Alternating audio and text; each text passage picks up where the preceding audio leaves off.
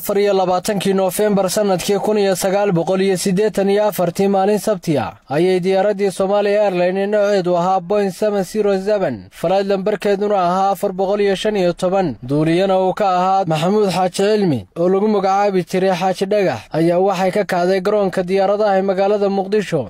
iyadoo ku sii jeeday Jidda Saudi Arabia laakiinse ku sii hakan lahayd magaalada Berbera haddaba diyaaraddaasi ayay markay 30 daqiiqo hawada ku jirtay ayaa waxa xoog kula wareegay 3 nin oo naftood horayaal ahaa ugu horeyna waxa shirka diyaaradda laga hago si xooga ku galay Caawil Cadami Burhani oo dharka ciidamada markaasi ku labisnaa laakiin waxa isku martay gabadh shaqaalaha diyaaradda ka mid ahayd oo la oran jiray Sucaad Maxamed intii uu gabadha iska furfurayay ayaa waxa soo gaadhay nin kale oo ka tirsanaa shaqaalaha amniga diyaaradda markaasi ayuu Caawil Cadami inta uu baastoolad la soo baxay ku dhuftay markaasina waxa kala cararay shaqaalaha diyaaradda kabtankii oo markaasi shirka diyaaradda ka soo baxayna waxa uu dib ugu laabtay shirkii diyaaradda sidaas ayayna hoggaanka diyaaradda kula wareegeen Caawil Cadami Burhani Baasha Muuse Maxamed iyo Axmed Xaaji Maxamed waxay u sheegeen duuliyaha diyaaraddu inay saacadaasi laga bilaabo ay diyaaraddu afduuban tahay halka ay ku dhahaan ka dejina uu ka dejin doono duuliyaha ayaa arrinkaasi aqbalay waxayna ku yidhaahdeen waxaad naga dejisaa magaalada Cadan oo xilligaasi caasimadu ahayd wadankii koonfurta Yemen la odhan jiray duuliyuhu intuu markaasi qaatay amarkooda waa aqbalay waxaana uu isku dayay inuu ka dejiyo Cadan laakiin Cadan iyo dawladii koonfurta Yemen way diideen in diyaaraddaasi ay Cadan soo caga dhigato xilligaasina waxa caalamka dhami ogaadeen in diyaaradii Somali Airlines afduuban tahay waayo dawladda koonfurta Yemen ayaa arrinkaasi caalamka u gudbisay xilligaasi kadibna diyaaraddu afduuban tahay waa laga war helay mar kale ayaa 3 nin ee diyaaradda afduubtay waxay duuliyaha ka codsadeen inuu Djibouti ka dejiyo laakiin markiiba intii ay ka walaaceen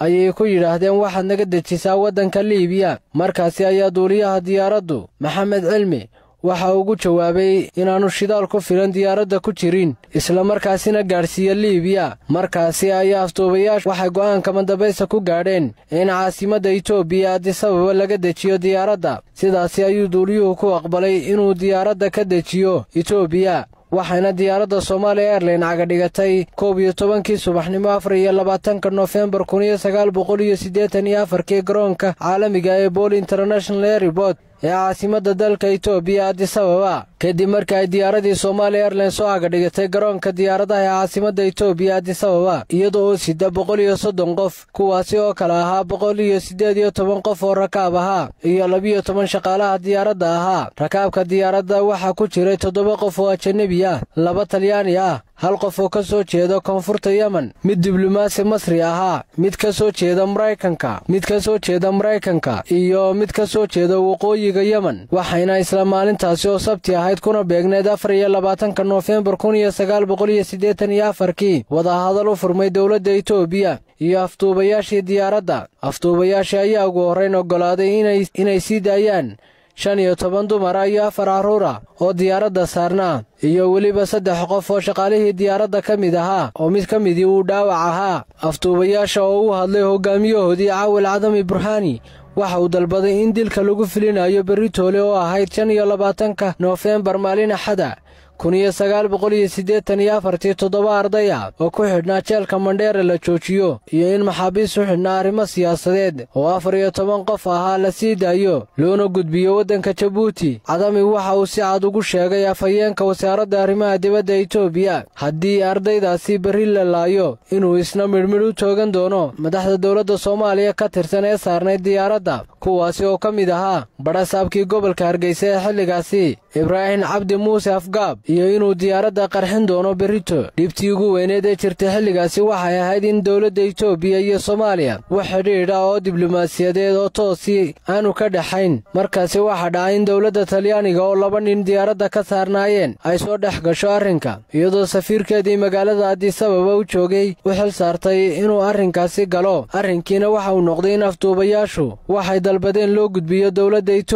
Itoobiyana u sii gudbiso safaaradda Talyaaniga markaasi kadibna talyaanigu uu sii gudbiyo xukuumadda muqdisho waxayna ku jawaabto uu isagu ka soo qaado. haddaba arrinka dilka ee Cawil Cadami oo hore ciidamada asluubta uga tirsanaa uu soo bandhigay ayaa waxay la yaab ku noqotay saxaafadda iyo dowladaha caalamka. xilligaasina saxaafad badan oo abaari Itoobiya ka dhacay ka soo waramayay ayaa joogay Itoobiya, laakiin markan hawlahooda oo dhanba waxay u wareejiyeen inay ka waramaan xaaladda iyo afduubka diyaaradda Somalia Airlines. isla habeenkii Sabtidii oo ahayd 24 Noofembar 1984 waxay dowladda Soomaaliya ku soo warcelisay inaanay jirin cid beritoole la laynayo. waxa kale oo ay sheegeen inaanay ogolaan doonin waxay afduubayaashu dalbadeen, waxaana dhacday muddo 5 jeer ah ay afduubayaashu marba dib u dhigaan xilliga kaba dambaysta ah ee ay qarxin doonaan diyaaradda Somalia Airlines. aakhirkiina waxa si toos ah wadahadal u galay 27 Noofembar 1984 madaxweynihii Soomaaliya xilligaasi, waxaana uu maalintii ku xigtay oo ahay 28 Noofembar 1984 uu soo saaray war-saxaafadeed laga akhriyay raadiyo Muqdisho kaasi oo ku shaacinayay in dowladda Soomaaliya ay aqbashay wixii ay dalbadeen afduubayaashu ayna joojiyeen dilkii ay ku fulin lahaayeen ardayda. dhawaqa dowladda Soomaaliya ka soo yeedhay waxa uu soo afjaray 75 saacadood oo wadahadal u socday iyaga iyo mujaahidiinta afduubay Somalia Airlines, waxayna mujaahidiintu aqbaleen dhawaqaasi lagaga noqday dilka ardayda, waxayna ooda ka qaadeen rakaabkii saarnaa diyaaraddii Somalia Airlines. 28 Noofembar 1984 markii ay diyaaradda sii daayeen ayuu Cawil Cadami shir jaraa'id ku qabtay qolka nasashada ee robotka Addis Ababa. hadalladiisina waxa ka mid ahaa: ma nihin anagu argagixiso, waxa kaliya aanu diyaaraddu aftuunay waa inaanu